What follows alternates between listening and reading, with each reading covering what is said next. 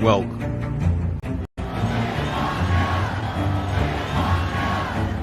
to Washington Football Week with your host, one half of that dynamic duo, Sean Spencer, and South Carolina's finest, Will Craven. Don't play us if you're undefeated. Where we celebrate past success while looking to a bright future. There's a youth movement in Washington, and they're ready to take the reins. Led by Fire. Play aggressive. It's a new day. New dawn. No longer the laughing stock. It's time to take. What is going on, ladies and gentlemen? It is your boy, Sean Spencer, one half of that dynamic duo that is Let's Talk Football. And you know what day it is, ladies and gentlemen? It's Wednesday. Happy Hump Day! And that means I'm with my guy on Washington Football Weekly, South Carolina's finest, Will Kramer. Will. Hey, man, it's a big day. The in-laws are back. We got help. Trisha and I bought a car today. So, it's been a big week. I can dig it. Let's go. Yeah. I can dig it, man. Congratulations. What'd you get? Hyundai Palisade. Okay. We officially have a third row vehicle. Oh, man. Here we go. Yeah. Whole team can ride, man. Let's go. Exactly. But don't worry. We don't need to use the third row only if someone wants to join us. We ain't filling that thing. It's all on you. It's just there to be there. We don't need exactly. Yo, welcome back to Washington Football Weekly. We are glad you guys are here. We are still here after that rough week we had a week ago. But you know what? We're going to think positive. Last week was Thanksgiving. Got to see the family. Got to be around some cousins and things like that. Definitely was good. Will, what did you get into for Thanksgiving, man? Oh, got a little bit of relaxing in, which has been needed. We had a really easy, low-key Thanksgiving, and then we were able to get outside a little bit on Thursday, get some things done. As you know, I cleaned the garage, so I was able to make the college show. Took us 2 hours. Right. Barely made it in, but it took us an hour and 50 minutes to do it, and I came right in. But no, it was good. It was good to kind of slow down for a little bit, man. And for you got a chance to walk around your family going, Oh yeah, feeling some type of way. Like, what is going on? Yes, and it was beautiful seeing them, and it was even fun. Dad sat me down, so on Saturday morning, I got up and I went upstairs, and he was like, "Hey, let me show you something." And he had his camera set up, and he had a little he had a video camera set on the tripod. He had another camera over here to the side, and he was like, "All right, I got a script. This is what I want you to read. I want you to present yourself to, this is Sean, your Let's Talk Football, blah, blah." And it was just a cool moment between me and him going back and forth, kind of, he's giving me pointers. We're kind of arguing. Well, I think this will work. I think that will work. And it was just something where it was like us meshing at like two generations coming together. And it was dope. It was just us, like the intermediate family, but it was pretty nice, man. It was pretty nice. Awesome. Sure. Good deal. For sure. And then this weekend ended well with a big win. Before the bye, we destroyed the Tennessee Titans 42-19. Hey, 85 looked good. The run game looked good. Looked like we got a home run hitter in the backfield, Will. Look, Terry got his a couple touchdowns. I mean, our defense looked nice. Will, let's talk about it, man. This is what we needed after that devastating loss to the Cowboys. You said it perfectly. This is what we needed, because we were coming off 3 straight losses, and the last thing we wanted to do was lose before the bye. You never want to lose before your bye. It just leaves a sour taste in your mouth. But then the fact that we had 3 losses, 2 of them were okay. The last one against Dallas, it was like, this is not right. So you kind of got a little worried, like, what's happening here? Right. They took care of everything. Now you get to get some time away, and you're feeling good about the team because that was a dominant performance, the likes that we're not used to seeing in DC. It was nice. And then, I mean, every question got answered. Can we get it to Terry McLaurin? Because obviously, you go back to the Eagles game, he only had 1 reception. We had talked about we got to get to him. That happened. Is B Rob healthy? Now we know Eckler's out. Can he take over the game? He proved those holes were there. He was gashing them, and he has that extra gear, to take it to the house. And then Janae asked me just last night, is JD5 healthy? He looked healthy this week. Yeah. I mean, he really did. I mean, he was going through his reads. He even ran a little bit. I will say, maybe it's just me, but he's not as fast as maybe that in the beginning. He had that quick twitch and get up and go. This one, it's more, a steady pace. I watched a couple of runs. Who knows? I know he's kind of thinking the NFL hit, so he's kind of thinking about, I don't want to get hit. Let me just do what I need to do. But it was really good to see a collective win, offense, defense. We all came together. You notice I didn't mention special teams because we have had the luxury through that 7 games winning streak that we were having where we had a good kicker. And then ever since Seibert got hurt, Zane, you had the 1 game. You fooled us. Fooled us. This last game was not good. Will, what are we gonna do, man? Is that a problem? It seems like a problem. It does seem like it's a problem. Let's certainly hope that Dave's seen enough of practice to say, something was off. But remember, we talked about this on the college show. It was December. It was 40. It was in the 40s. Yeah. That's a lot different than kicking. He was kicking in early October, maybe middle of November, where it was much warmer. It was 10, 20 degrees warmer. There's a difference, so let's hope they're seeing enough in practice. And Dan Quinn did say that, we got with him. We know what he's done in practice, so that they signed him. So they're keeping Zane. But yeah, we're going to need to do better there. I thought you were going to talk about your guy. Your guy has the same stat that you did. Tress Way, when interviewed, said, hey, anytime the offense outperforms my punts is always a good day. Exactly. There we go. Tress knows. He's been paying attention. Only having that 1 punt for 52 yards. I love this. Look. Yeah. I love that stat. But I love this more when he's not, when he's not outgaining him. And we gave him the day off. That's what we're used to. What's funny? In each of our 8 wins, with the exception of maybe that first Giants game, the first win, we have given him light days. Like, the offense has been going that well where even if we're not scoring touchdowns always, we're getting in the red zone and we're scoring. And he has been giving the time off. So I appreciate him, and I really want him to rest. But, yeah, I like that he said that.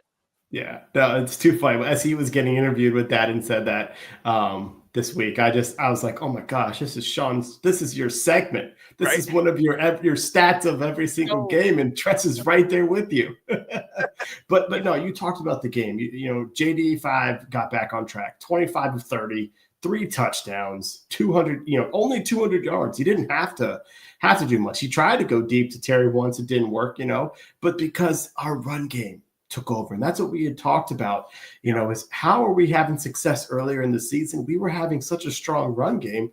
We weren't having to rely on this pass attack. And it happened again. And what's interesting about it, and what's also great, is we were worried about their defensive line. We were worried about, is Brian Robinson healthy? And even if he is healthy, can we run on these guys? Because the last 3 teams had stopped our run, and that became a problem for offense. And from the get-go, it was not, including, you even talked about it, Brian Robinson had maybe his first breakaway touchdown as a Commander. Yeah, I mean, where he was definitely separating from the defense. And like I was saying, you definitely looked like he had that extra gear. And it showed us 2 things. One, maybe he's not hurt. He's back. But see, to your point, we had that conversation a while back about Clinton Portis, and is he similar to that? Well, to your point, I hadn't seen that until this game. That run where he kind of separated from that safety, I was like, oh, okay, I haven't seen this before. So yeah, I liked what I saw there. Yeah, no, that was the run game was, I mean, it was spectacular. And even their Pro Bowler, they're all pro, Jeffrey Simmons said they had a really good blocking scheme set up, so kudos to our coaches for figuring out how we're going to get this thing going. Also, kudos to the coach's very first play of the game, Cliff Kingsbury, Terry McLaurin. There you go. There's people talking about, afterwards saying like, oh, was this the big old FU to everyone who's been telling him he doesn't get the ball to Terry? Oh, okay, here you go. The very first play of the game, we're going to run a screen to him to kind of shut us all up. But look what he did.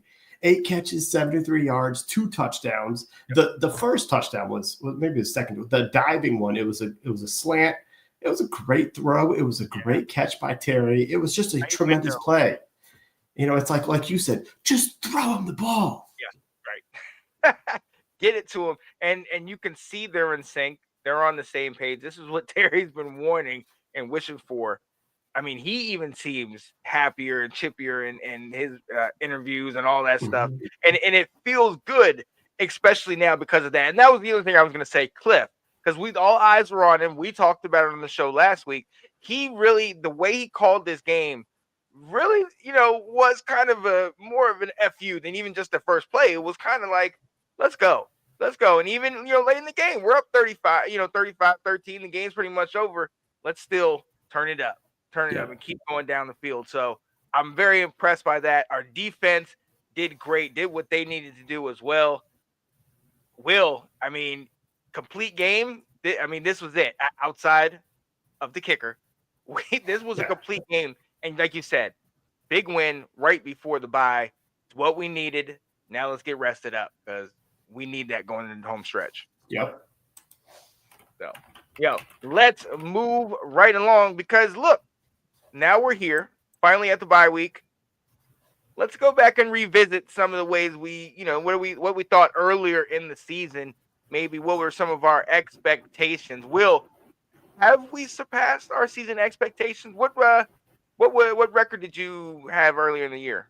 Yeah, we've completely surpassed them, and I think I was thinking 7-10 with the idea of potentially being 8-9 if we got one. So yeah, I mean we have hit my goal with we got 4 games left to play. Is my math right? Yeah, 4 games left to play, and a real good chance that we're gonna we're looking at potentially 10 wins. 10-11 wins, might be hitting double digits. So yeah. I really thought this coaching staff, there was just too much talent. There's too much knowledge on this coaching staff to think that we wouldn't be better this season than we were last. Not that hard of to improve from last year. But I mean, to double the wins already at the bye week, it's pretty incredible what they've accomplished so far. Oh yeah. And to your point, like the bar wasn't that high. We only had to get past 4 wins and to have it doubled. Yeah, I had 8-9 myself.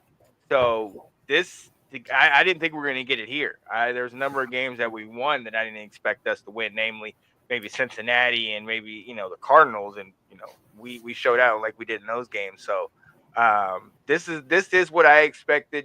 When you have 30 plus new players, when you have an enormously good talent at quarterback, I mean, that takes so much pressure off of the rest of the team, knowing this guy can get the job done. Just keep him clean for the offensive line.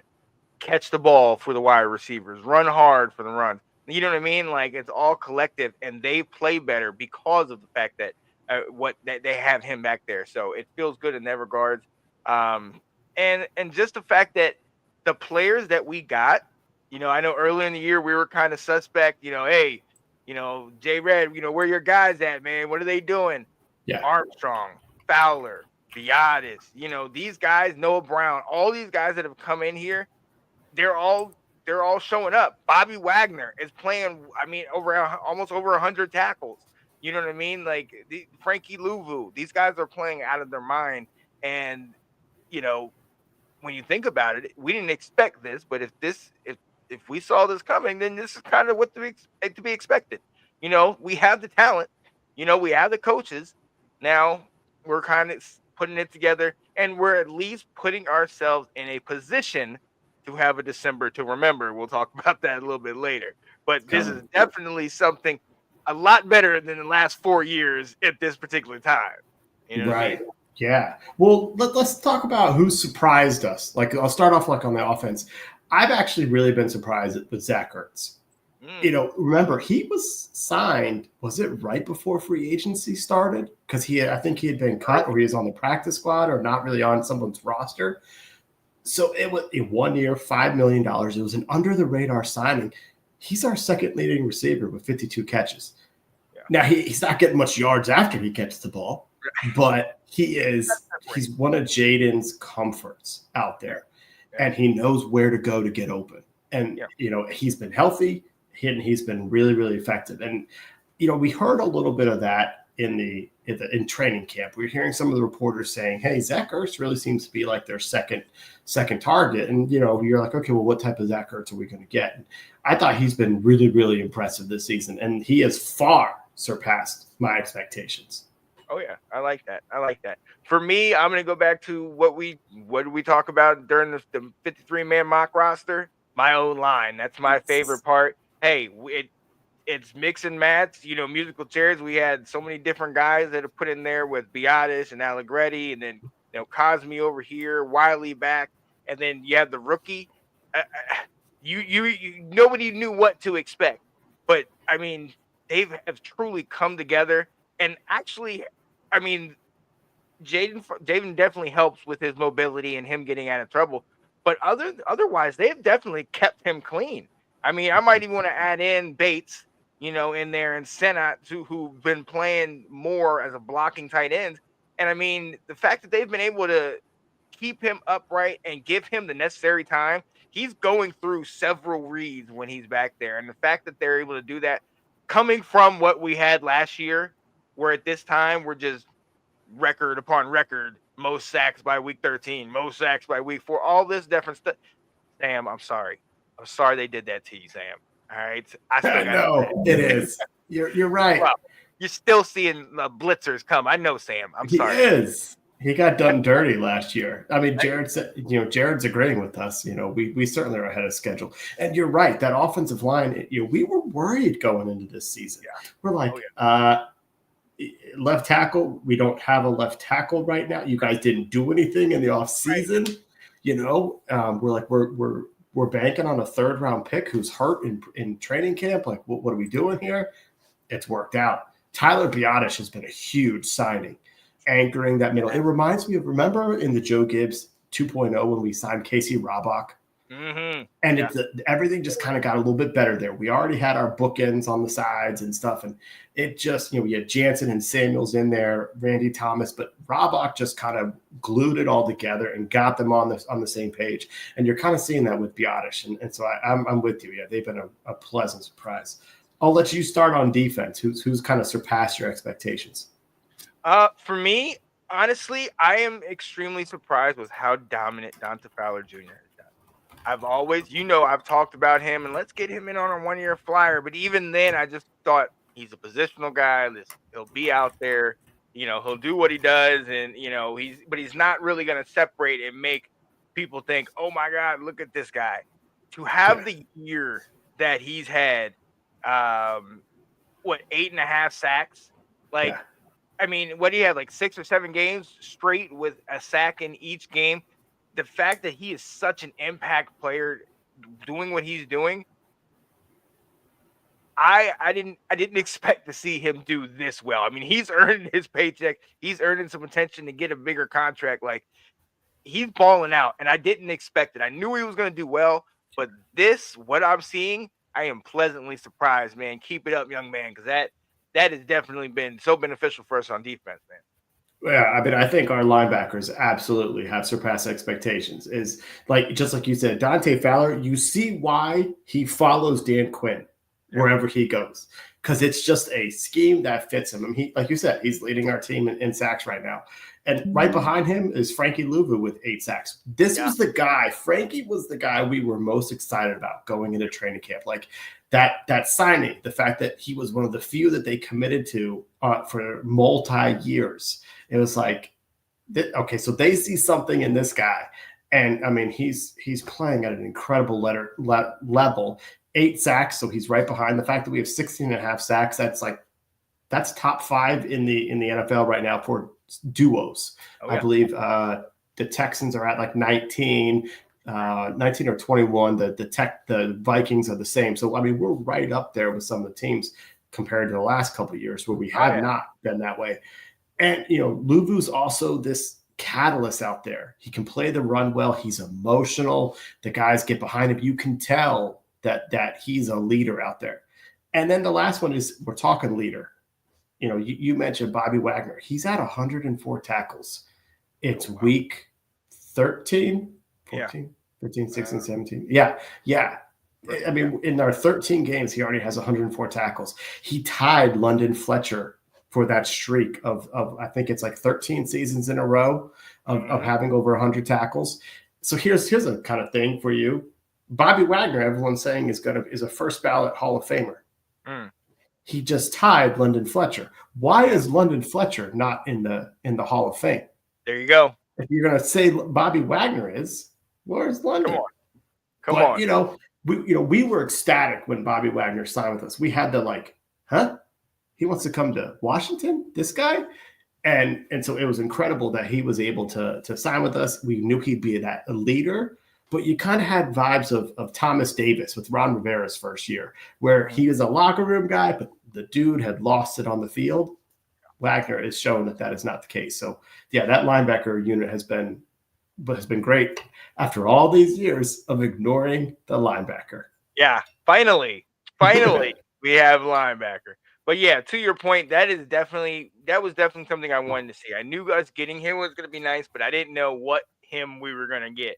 And clearly he is the same. He's always been.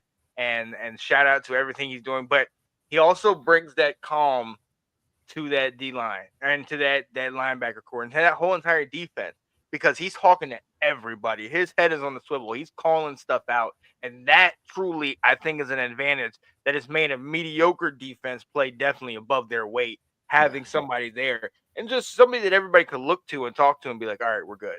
We're good. Yeah. Everybody come together. And you know what? And to be honest, I am also surprised about our secondary. And, we know how bad it is. Like, we know that it's not one of the strengths on our team, but I mean, talk about bend but don't break. Like, we've given up big numbers to certain players, but we haven't given up the game in certain situations. Like, even in some of these games where we played top tier wide receivers, you look at the Philly game, we did pretty good in that one. We got gashed in the run game. Our run defense has been the one thing that's really been upsetting and it's really been just hurting us. Our pass defense has actually been fairly decent throughout this year at certain points, man. So I think that's something that I definitely didn't expect. I thought all these receivers are going up there just going to continue to torch us. But the way that our defense is setting up and we're playing, we kind of know, hey, we're not going to beat you man to man. Let's sit back in the zone, keep everything in front of us, tackle. Sammer still again, just define formed tackles. I mean, this guy is moving himself up there. I know he's too small to be outside, but I'll take him outside with his size and that heart over anybody, because he's going out there and proving that he just let me play, and I love that. I love that about him. So. Yeah, no, I think, and I'll admit this, Alex, when you hear this, like, you keep saying that Sanders still should be on the outside, and I keep yelling back, he wasn't drafted to be an outside corner. Let him do what they want him to do. But I'm with you. Like, if he's proving that he's right now our best corner, playing on the outside, or he'll be our number 2, then maybe we need to keep him out there. He continues to progress. Obviously, physically, there's a concern there, but yeah, he's been so impressive. And you're so right. That's a great point. Kind of talk about how the secondary hasn't been as awful as we thought. If you think about it, like the first time all season, I can remember a touchdown happening where we kind of went, oh, they're looking around and they don't know what's going on. Mm-hmm. Well, the Tampa Bay game was a little bit of that, but then it was the Dallas game. It was the tight end touchdown, but everything in between then. That used to be one of our pet peeves is the whole finger pointing as the other team is celebrating the end zone. It's like, figure it out. Right. Yes, but things have definitely changed in that, and hey, I am happy for it. And again, this is what you expect: new coaching, new 30 plus new players, all that. But I think the major surprise is how quickly it happened and how quickly it kind of seemed to turn around happen. Albeit we still struggle with the big teams, but the fact that we've been able to come together collectively as quick with the pieces that we have, it's a shout out to the coaches. I mean, it's incredibly impressive, man. It is. It is. I love this little spot that Jared said. I am going to give Ab some credit. I'm going to first say, and I think Ab's on the right track here. Let's give him a chance to be a number 2. When in his time here has he had a real chance to be a number 2? So let's give him that opportunity. But I'm also okay moving on from St. Juice. Completely okay with it this offseason. If we could find better, you can do better. Let's just go. And, I meant to send this to you and Ab in our chat by releasing Emmanuel Forbes and him getting picked up, we saved $5 million against his contract. So we can use some of that money now and flip it to somebody maybe that can help out a little bit more. Yeah, I think it's about time to go ahead and make that happen, man, because I just don't think he's doing much for us at the moment. Mr. St. Juice, and he's good in flags. He's holding. He's good at that. He's a PI guy, and he's good at just his little celebrations. So great tugging. Yeah, oh yeah, we know what he does. So hey, we will see. But look, yeah, that's we have so far surpassed our season expectations to this point, and it can only get better even if we don't win another game. Yeah. There's got to be a younger guy somewhere. It's more sticky. Oh yeah, the draft is coming. Yeah, I'd say let him play his time out here. Okay, don't do like North Carolina did Mac Brown and just cut him with a couple games left. Let him play the rest of this stuff. Yeah, and this is exactly what Jared's talking about. It's going to be all we're not at the offseason yet. We still got a whole lot of fun football, but it is going to be fun to see what they do in year 2 of this roster. I mean, they're basically telling anyone that was drafted by Ron Rivera, your time's ticking. Right. So, let's move on real quick to a question that I think we all have been asking, and I think we all know the answer to. Will, does Washington finally have its QB1? Is the search over, Will? I don't think I'm the one that should be answering this question first. I mean, as long as Drake May is somewhat available. There we go. I'll see. Sam, is he still around? Listen, I'm on board, man. Hey, Jaden Daniels, JD5, he's proven that he's tough. He's proven that he's, has the ability to play the game. He has a great football IQ. He can tough it out in certain games. He's got a little magic, hitting that Hail Mary. Look, the guy is great. And one of the things that I think helped me to kind of get on board was when he did get hurt and he had to play smarter, then you can see him still moving around but keeping his eyes downfield, and you can see him become more he's less of a RG3 type and then more of a Russell Wilson. Let me scramble and create, but extend the play over here. And now, even though I'm not taking off for 20 yards, I'm hitting somebody, the tight end, the running back underneath, who's coming around the corner and getting more yards with that. So I think the way he's playing is nice. And from what we've had, I mean, I think this is the best guy that we've had. If we can keep him healthy, this is the best guy that we've had since. I mean, Kirk at his prime was pretty great, and Kirk put up numbers. So let's see what this guy can do. But I mean, as far as right now, from where we were, yes, we've got a guy. We got our guy, man. What you think, man? So I live in a state that doesn't allow sports betting. Yeah. But in August, I was in a state that allows sports betting, and I put in for him to be Rookie of the Year. I believe it. So that lets you know my level of confidence that this guy was going to pan out. And this whole season has been the biggest thing before wins and losses was always, is Jaden Daniels the guy? Or is he going to show enough to say we can build around this guy? And he has by far surpassed all those expectations. Absolutely. You know, I knew he would have some initial success just because of the fact that he's so athletic. He has the ability to just like in the Tampa Bay game, the offense wasn't really good, but he was able to just run for first downs, and make some plays. But you're just seeing him continue to progress. And I think what always impresses me out there is if you see him, he's smiling and laughing on the field, like he's enjoying playing. After the defense makes a good play, he can tap a guy on his head and kind of laugh and talk to him, and then go back and still be as competitive out there.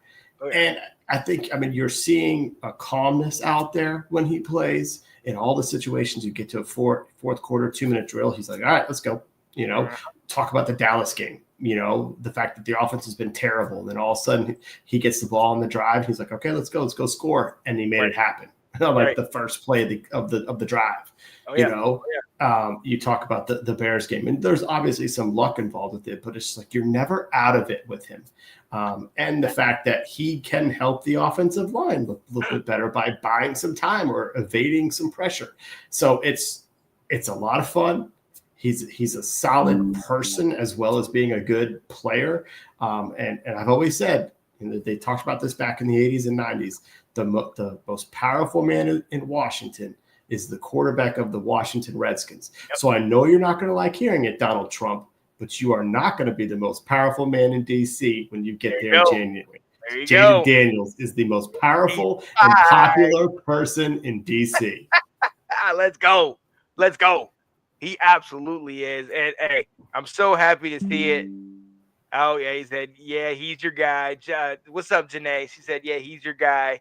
I like JD5. Oh, absolutely. You can't. Absolutely, man. Look, and Jared said, mobile QBs with accuracy is the new NFL standard. If you don't have one of them, you're kind of hustling backward.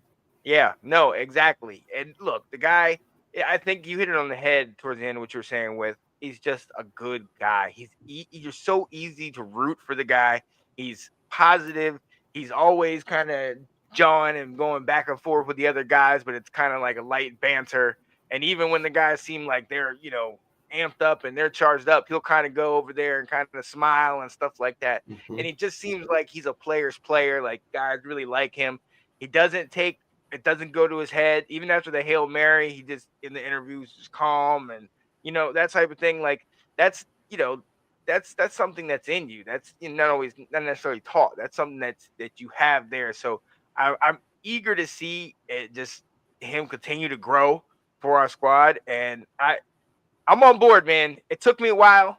Man. I'm still missing Sam, Drake. Yeah, I know you're still out there, but look, right now we got a quarterback. Let's go. Just as long as I now know that you're going to resign as president of the Drake Maniacs, that's all I need to know. Listen, I always am a card carrying member of the Drake Maniacs. Please believe that, okay? Drake, man, let's go. Mayday, baby. Yo, yeah, baby. But look, we have a great quarterback, and one of the things that does for us is that gives us, like you said, we always have a chance. There's always an opportunity for us to be in the game.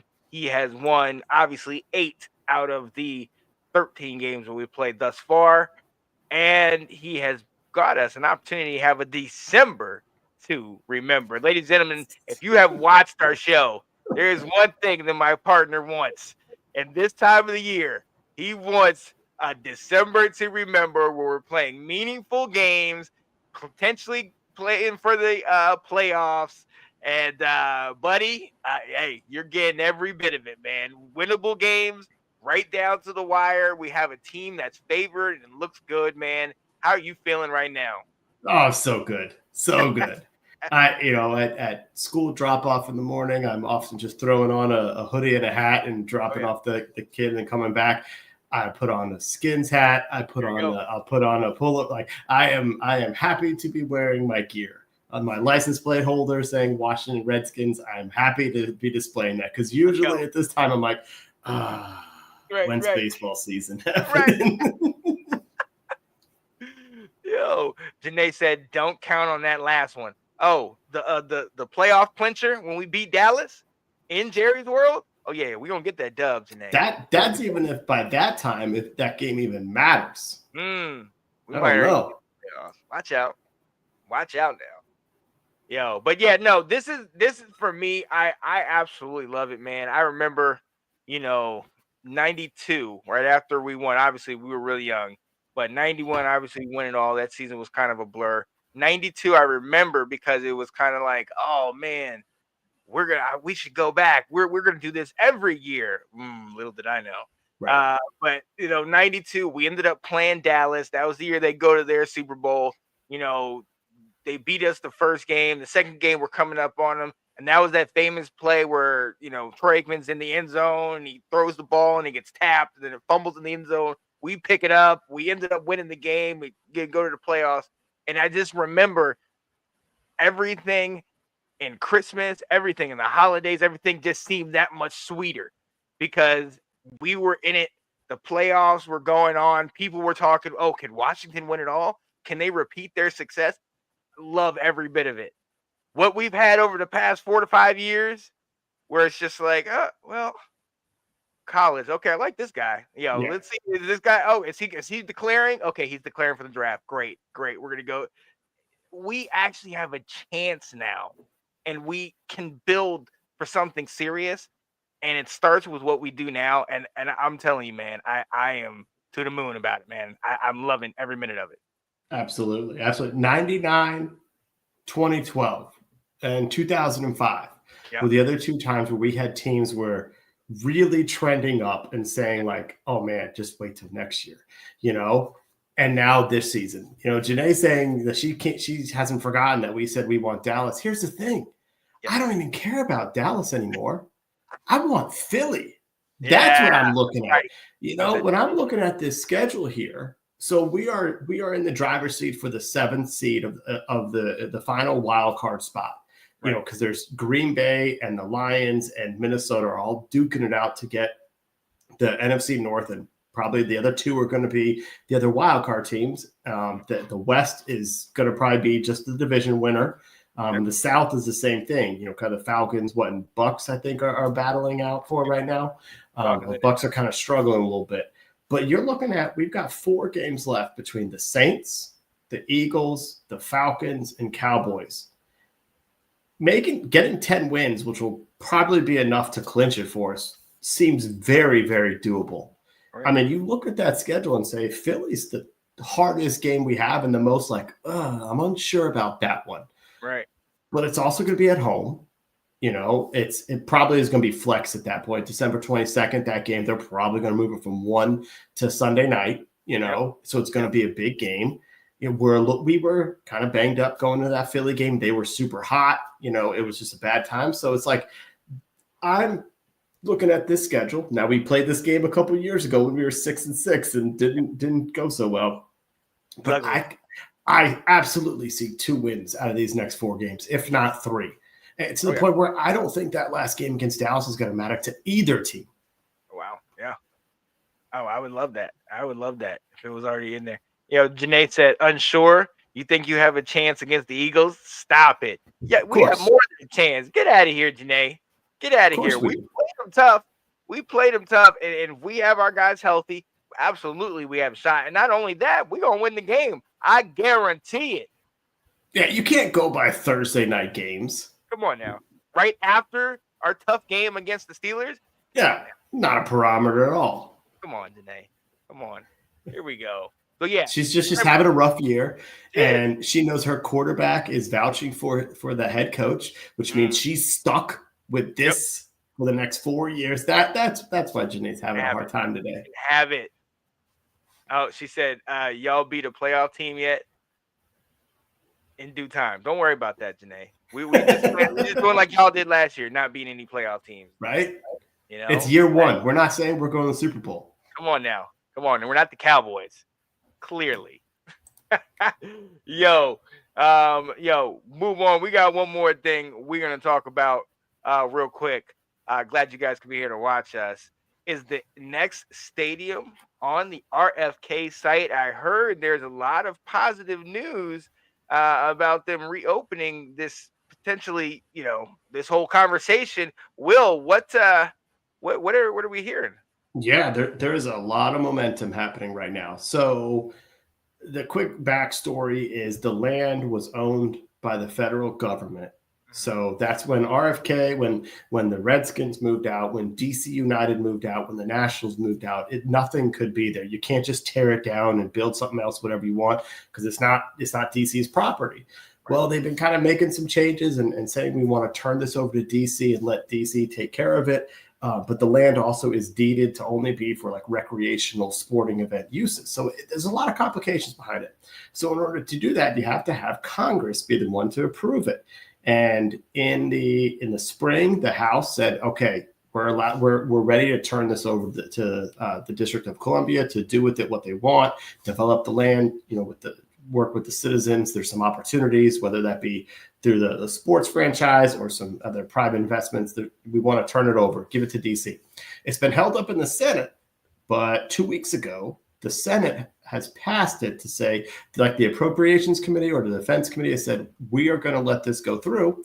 So like the most recent is the Maryland and the Commanders were having or Maryland, and I've already forgotten it, but the senators from Maryland were saying we need some of the National Guard in DC to become our property, basically our usage. The fighter jets is what they're looking for. And what this can be done is it can be tied to a defense spending bill. You're not just going to have Congress come in and to vote on should the land go to the District of Columbia. All of Congress is not going to come in and vote on it, but you can tie it into a larger bill, a defense spending bill, and utilizing the National Guard as a way to kind of tie it all up, make it all make sense. But it's looking really, really like there's a possibility this is going to go through. And what this now means is DC is now a player to be the next site or a potential site for the Commanders. And it's the site that all fans want to go back to. Yep. General consensus, it's the number one opportunity for the ownership. They recognize, the land there, the opportunities with Metro. It's all the momentum is going towards DC's ways. It could be a chance to continue to revitalize the city. I mean, that area is already growing really well as is. But there's all positives right now that it's going to be the next site. I am all for that. I am absolutely all for that, man. That area, I think that'd be beautiful to bring it back to the nation's capital, man. You have the capital defense, the national defense, all those things that we used to do that were incorporated with it being in DC. And I just think, I think that'd be great for, like you said, obviously the community, but also just revitalizing the name. It's getting kind of, a lot more was taken when they changed us to the Washington football team. The picture, the name, the whole image was taken away. I mean, you'd already kind of taken it out when we left RFK and, we moved out to FedEx, all that good stuff, Northwest now. But it's like when the name changed and they took all that stuff, then it was kind of just like, who are we? Yes. It was kind of like we were the orphan kids for a couple of years, and then now and then the Commanders, and we're just like, we're adopted by this, but that's who it, and that's why so many people, just are glued to Redskins and that whole the logo and the whole nine. I think we need to have some kind of connection. We've talked about it so many times with all this name change and everything. You need to bring all those fans that grew up with this stuff, that were during the Billy Kilmer, Sonny Jurgensen, Charlie Taylor days, George Allen, all those guys, and you have to pair them with these guys that have been around since just RG3 and just the Kirk Cousins era, and that's all they know. You have to bridge that gap because I think we need to have it where we're back to what was beautiful about all this stuff. We have to get out of this Dan Snyder, God, I'm embarrassed to be a Washington fan. Like, we need to be excited about it. And I think bringing it back to DC is something that will rejuvenate all of us. You know what I mean? It's just a great spot. I mean, I'd rather go to DC than Maryland anyway, but Yeah, it's nostalgic. It's the fact that you remember going to RFK when you were going to see some great teams that beat Dallas, Janae. So there's a little bit of that, but what Jared just said, the convenience is undeniable.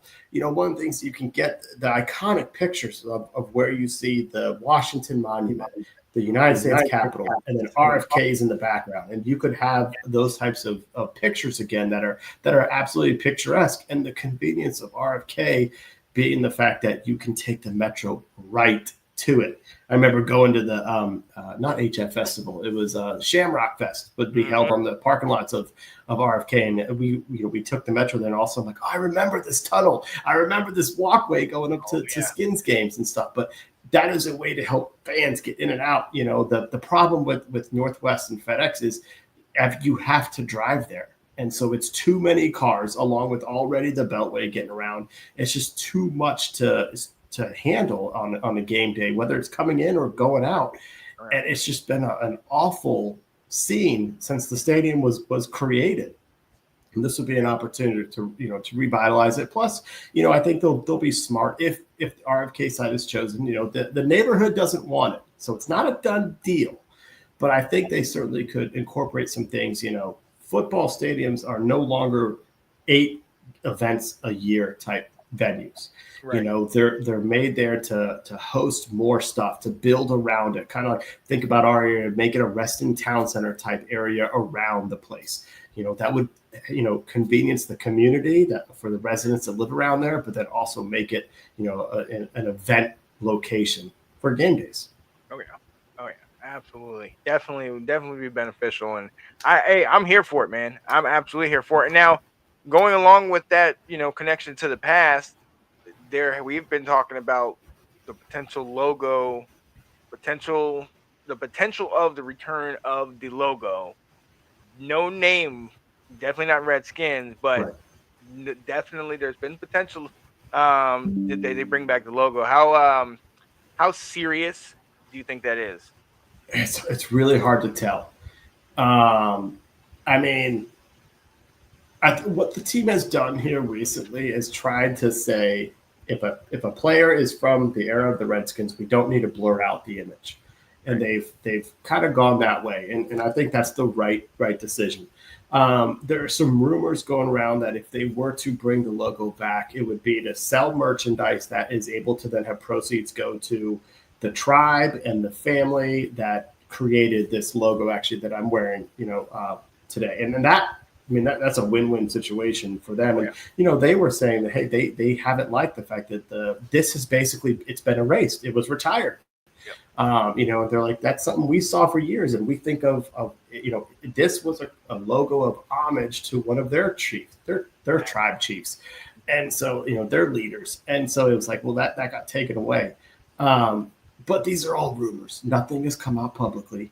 The team has not put out any, official statement on it. So we don't know. We think that there's talks. We hear from reporters that there's talks of, conversations with the league about it. That, like you said, they've said it's not because they want to put the name Redskins back. It likely, for right now, which is I'm like, it does not mean they're putting it on the team's official gear. You're not going to see the logo at the midfield like it used to be. But could there be additional merchandise still sold? That seems to be the route they're going down for now. So that, there's something. Yeah. And again, just something to kind of connect those from the past, those from the future. And even for some people that, just have what you have, the Indian head on there. I'm not trying to be ashamed if, I get why they moved on from all that, but don't downplay me because I still have that old gear. I'm not going anywhere. I'm not throwing it away. I mean, it is what it is. I love my Redskins stuff. So, I respect, and I've had that conversation with people who are like, "Oh, really? You're wearing that?" And I was like, "Yeah." What do you mean? I'm not disrespecting. I can talk the history of it if you want to, like, and all this, like, but I'm not gonna. This is my team. You know what I mean? Like, relax. Now, in certain environments, obviously, I wouldn't have that conversation, but in this particular one, it was like, yeah, get over yourself. Yeah, it's pretty easy down here in South Carolina. They see my logo and be like, yeah, that should still be the case. It's pretty consensus. I'm in politically correct Northern Virginia, so. Yeah, exactly. Yes. Yeah, so hopefully they will. I mean, and like Jared was saying in the comments, man, it would definitely be a vibe. I mean, you got the whole DC area, you have, which they, like you said, they have been building up, and then, you know, the whole vibe. I just think it definitely be better to bring it back to DC as opposed to Landover, Maryland. Or even like Loudon, Virginia. You know, it's just too far out there. Yeah, do not do that. You know, let's have Ashburn as Ashburn. We can go to DC for the game. So exactly. Absolutely. Hey, real quick, I want to do this. I see this on here, and I know we don't have another question, and I know we don't have a game, but what are some of the keys to victory? Oh, wait. Yeah. Keys to victory for the bye week. And I'll start. Rest. I need all those people with injuries to rest, namely our newest acquisition, Lattimore. I need you. If I've heard that against the Saints, he might potentially get back in there. Make sure you are at full health. Make sure you're at full strength. JD5, them ribs, stay off those ribs. Rest. And anybody else that's picking up that has these ailing injuries, make sure you get your time to rest as we're going down the final stretch. What you got, man? Yeah, film study. So Dan Quinn said it this. He's like, the bye week, the players got to physically take some time off and recover. He's like, us coaches, we need to mentally take a little bit of time for ourselves, but then gear up for we've got 4 games left, you know, to make this a December to remember for on the playoff push. Now's the time to be looking at, okay, what's worked and what are some new things they're going to start putting in there that defenses have not seen. Because you can't just keep calling the same plays, the same NCAA 25 where you run the same 4 plays to victory. One defense, that's it. All right. Right. Yeah. 6 man along the line, everybody blitz. Right? Exactly. Oh man. Yeah, no. So that's about it. Do you have a second one? No. Yeah, I don't. Yeah, I was like, I don't have it anymore. So let's just get healthy. We'll see. Hey, look, ladies and gentlemen, this is the short show. We have our bye week. We will be back next week getting ready for the New Orleans Saints. They have been struggling as well. Hopefully that is another win for us to get us to our 9th win potentially. But let's see. We can't get ahead of ourselves like we did in Dallas game. I believe I said 40-14. Janae will not let me live that one down. All right. Yo, we need to get out of here. Hey, listen, we appreciate you guys hanging out with us and talking a little football with us. Definitely stay tuned for the other shows that we got. And if you missed the show and you still want to listen, tune in to our Spotify. We are on Spotify, Washington Football Weekly. Definitely tune in. I believe this is episode 11 of season 5. So definitely get in there, listen to it in your car, listen to it in your shower, like my guy over here, you know, wherever podcasts are heard, definitely listen to it. So, hey, that's my guy, Will Kramer. It's your boy, Sean Spencer. We'll see y'all next time. You know how we do. Left hand up, people. Left hand up. Let's go. Gibbs, you got a good chance. Let me tell you something about some good fans. Back in the day, RFK was our palace. If you don't know, you need to ask about us. Think we're gonna lose? Well, I can't believe you doubt us. Had the whole crowd screaming out, "We want that!" Those haters can't stand us. Left hand up. Who are we? The commanders. Commanders. We fight for all.